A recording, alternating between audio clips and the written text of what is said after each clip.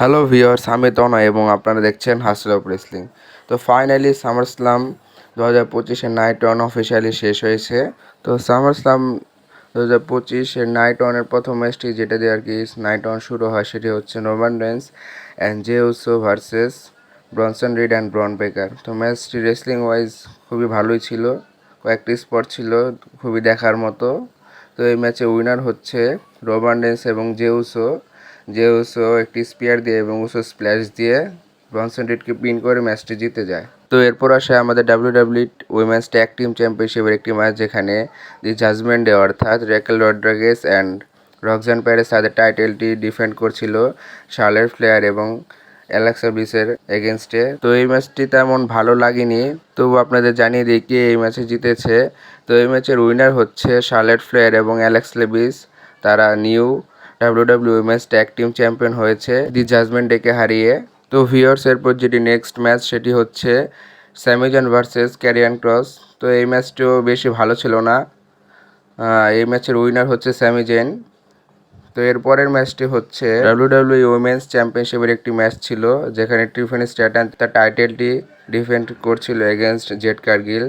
তো এই ম্যাচটিও মোটামুটি ভালোই ছিল, কিন্তু যখন এই ম্যাচটি আর কি বেজে আসতে শুরু করেছিল তখন এই ম্যাচটি এন্ড করে দেওয়া হয় এবং এখানে টিফানি স্ট্র্যাটন তার টাইটেলে রিটেন করে। তো এরপর আমাদের যে ম্যাচটি হয় যেটা হচ্ছে সেমি মেইন ইভেন্ট। তো এই ম্যাচটি হচ্ছে Drew McIntyre and Logan Paul versus Randy Orton and Jelly Roll. তো আপনারা যদি ম্যাচটি দেখে থাকেন তবে দেখতে পারবেন কয়েকটি স্পট অনেক সুন্দর ছিল। আর লোগান পল তো জানেনই যে ভাইরাল স্পটের জন্য বিখ্যাত। তো সে একটি ডাইভ দেয় জেলি রোলের উপর। তো জেলি রোল সেখানে খুবই বাজেভাবে আঘাত পেয়েছিল। তো তারপরও সেখান থেকে কামব্যাক করেছিল ম্যাচে, কিন্তু তারপরে কোনো লাভ হয়নি। সেখানে ম্যাচটি জিতে যায় লোগান পল এবং ড্রিউ ম্যাকইন্টায়ার।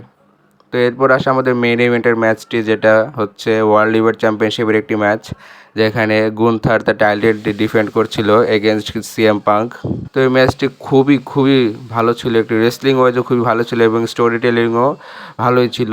তো এই ম্যাচে প্রথম দিকে আপার হ্যান্ড মিলেছিল গুন্থারেরই। গুন্থার মানে প্রথম দিকে ম্যাচটি একদম নিজের আয়ত্তে এনে ফেলেছিল, কিন্তু তারপরেও সিএম পাঙ্ক যখনই তাকে টেবিলের উপরে ফেলে দেয়, ওই স্পটটি আপনারা দেখতে পারবেন, তখনই গুন্থারের বাস্টেড ওপেন হয়ে যায়, অর্থাৎ গুন্থারের কপাল দিয়ে রক্ত পড়তে থাকে। তো এরপরে ম্যাচটি তার শেষের দিকে আসতে শুরু করে, যেখানে সিএম পাঙ্ক অবশেষে দুটি জিটিএস দিয়ে গুন্থারকে পিন করে ফাইনালি ওয়ার্ল্ড লিভার চ্যাম্পিয়নশিপ জিতে যায়।